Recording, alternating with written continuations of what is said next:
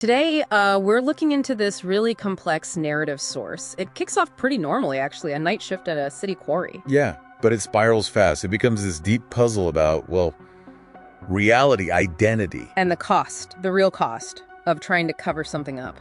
Our mission really is to trace how things shift. We'll look at the details, the weird inconsistencies. And try to figure out what this phrase, Nicky Blue Eyes, truly signifies in the context of the story. Okay, so let's start with the main character, Nick Hornsby. Right, Nick. He's super steady, been doing the overnight security gig at the Rialato quarry for 21 years. Solid. People know him as the guy with the glass eye. He always said it was like a childhood accident or something. Yeah, football injury. That was the story. So his job is basically watching monitors, checking logs, making sure things run smooth, maybe catching a few Z's. Exactly. He's all about vigilance. Seeing everything, even with that acrylic eye. That's his whole professional identity. But that's precisely where things start to unravel. It gets really interesting when a truck shows up. Middle of the night, wants to exit. And the driver, totally unfamiliar, guy named Leonard Reese. And right away, Nick spots huge problems. Yeah, first off, the paperwork. Or lack of it. The logbook, the computer inventory, nothing. No record of this truck, this plate. Zero. Which is already a massive red flag at a place like a quarry. Huge. But then it gets stranger. The physical details. Yeah. The source mentions the truck weighed abnormally light. Light. Like way too light for a quarry truck. Exactly. And the driver, Leonard, he didn't have that typical quarry smell on him. The limestone dust, diesel, bit of sweat. Right. The source says he was too smooth, too perfect, almost artificial. And the truck bed itself. Get this. Only about 20 pounds of gravel inside. 20 pounds, that's nothing. And it was arranged far too carefully, like someone deliberately placed it there, not dumped, Okay, so this isn't about hauling anything. This is something else entirely. Feels like it, more like a message, maybe. Then Leonard hands over his ID badge. And this is where the timeline just shatters, right? Completely. The badge has 1978 markings, but the current year in the story is 1999. Wait, 1978? And the photo on the badge? Matches Leonard. Perfectly. Yeah. The guy's standing right there. That's impossible. And the truck, too. Straight out of the 70s. But the odometer. Only 12,000 miles. Like it's been preserved somehow. Frozen in time for over 2 decades. So Nick must be thinking, what is going on here? He has to ask, right? He does. And that's when Leonard drops the psychological bombshell. Okay, here it comes. Leonard tells Nick the glass eye story.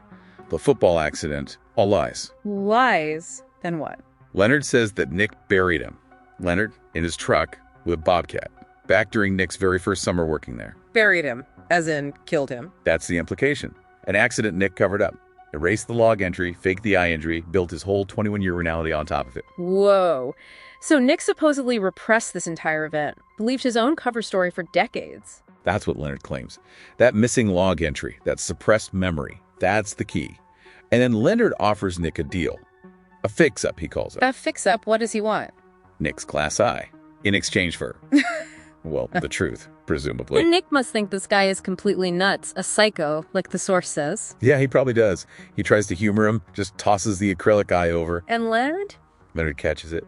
Yeah. Then, he removes his own left eye, which seems to be a real living eye. Oh, God, seriously. Tosses his real eye to Nick, pops Nick's glass eye into his own socket, and calls him Nicky Blue Eyes. Tells Nick to put his eye in, says, then you will understand. Okay, this is beyond strange. What happens? Does Nick do it? The source implies he doesn't get the chance, not consciously. Suddenly he snaps awake. Like jolts awake. Awakens from what? Like it was all a dream, or trance. A truck horn is blaring. He looks at the TV in the booth, The Godfather is playing. It suggests maybe only moments passed. So it's just a weird dream. But then Leonard Reese is right back at the gate, instantly. Calling him Nicky Blue Eyes again. Leonard is wearing Nick's glass eye. No. So it wasn't a dream? It's happening again? Or continuing? It seems like a loop. They swap eyes back. Leonard takes his real eye. Nick gets his acrylic one back. And Leonard says? He says that's the mind's eye after all, giving Nick this final piece of the puzzle. The mind's eye, meaning perception, memory. Seems like it. And then the final, chilling reveal. Leonard points to the line of trucks now idling behind him. Loads of them. More trucks. Yeah, all waiting, Leonard says, to swap eyes. Because Nicky Blue Eyes, it isn't a person.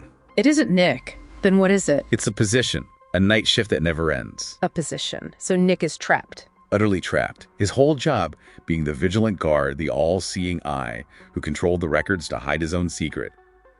That's become his prison. He's stuck in this cycle, endlessly reliving this exchange, this confrontation with the truth he buried. It's exactly. Reality, identity, history, they're just constantly being swapped at the gate. Yeah. His attempt to control the narrative, to protect his lie, led to losing control of everything. Wow. So the takeaway is guarding that secret, that missing log entry, cost him his actual self.